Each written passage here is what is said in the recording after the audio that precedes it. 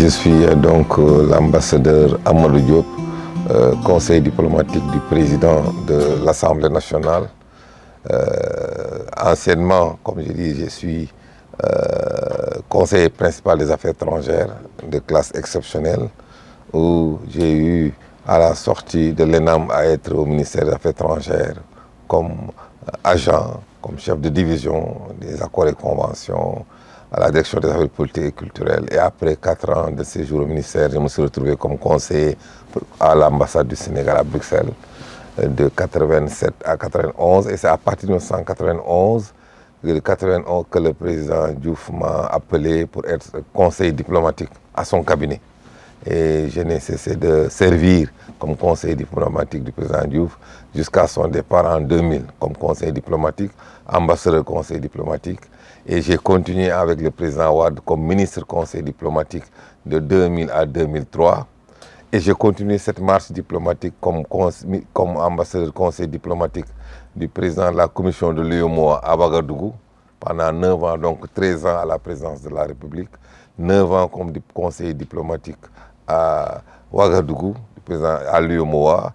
Et c'est en 2012 que je suis revenu pour aller occuper les fonctions d'ambassadeur du Sénégal à Bruxelles à la demande sur décision du président Macky Sall.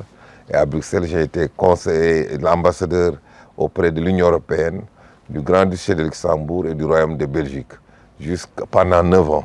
Et je suis rentré, ça fait juste 9 mois pour occuper le poste d'ambassadeur au conseil diplomatique du président de l'Assemblée nationale. Voilà, c'est le deuxième livre. Et je dis que c'est le prolongement du second. Le premier livre, c'est Repères et grandeur d'une diplomatie, que j'avais donc sorti en 2005 et qui a été un moyen de fixer un peu les balises de la diplomatie sénégalaise. Quand je dis fixer les balises, le Sénégal est considéré comme un petit pays, mais une grande puissance diplomatique.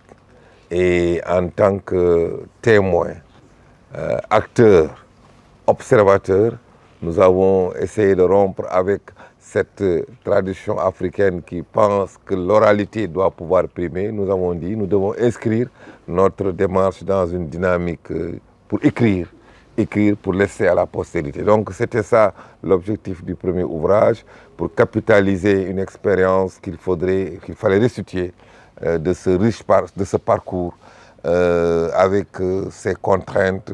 Et c'est cette dimension qui faisait dire au président Diouf que la diplomatie est la principale matière première du Sénégal, que nous avons voulu, à travers donc cet ouvrage, le premier, restituer les grands moments, fixer les balises, dans ses constantes comme dans ses variables, et aussi dégager les fondamentaux qui guident la diplomatie sénégalaise. Et donc, dans le prolongement de ce premier livre, où j'avais surtout mis en lumière la diplomatie senghorienne, donc la diplomatie diouffienne, et j'ai voulu m'inscrire maintenant dans la nouvelle dynamique de continuation de ce qui a été capitalisé entre-temps, et surtout de donner une ouverture beaucoup plus large où, certes, dans ce second ouvrage, ce qui m'a motivé pour répondre à votre question, non seulement je mets le Sénégal toujours comme au centre, mais j'ai voulu aussi élargir ça dans le cadre géopolitique, dans le cadre africain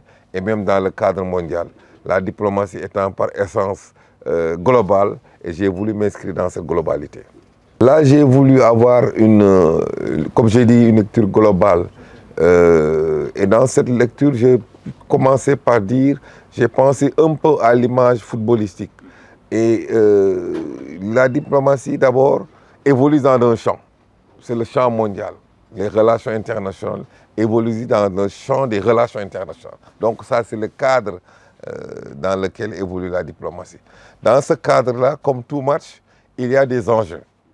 Les enjeux sont multiples, les enjeux sont variés, les enjeux sont stratégiques, économiques, militaires, culturels, politiques. Bref, les enjeux sont multiples parce que dans les rapports internationaux, dans les relations internationales, il y a une multiplicité d'acteurs et une diversité de facteurs qui influent.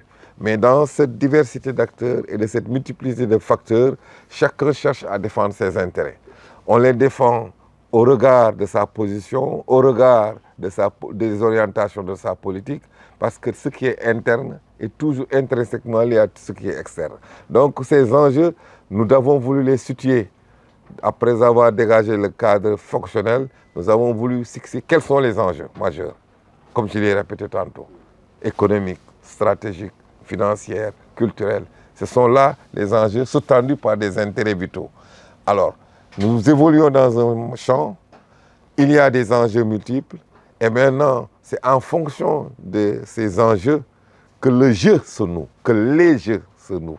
Et ces jeux-là, c'est par rapport à l'environnement dans lequel on évolue, parce que comme disait le chancelier Ottoman Bismarck, on fait la politique de sa diplomatie. Ou bien dire, la seule constante de l'histoire, c'est la géographie. Donc d'abord, il faut redéfinir dans ces jeux comment le Sénégal se déploie dans son espace géopolitique, dans son espace sous-régional, dans son espace régional avec l'intégration comme facteur d'impulsion, dans son environnement continental, l'Afrique, et dans son environnement mondial avec tous les courants qui se sont dessinés à travers le temps et dans l'espace.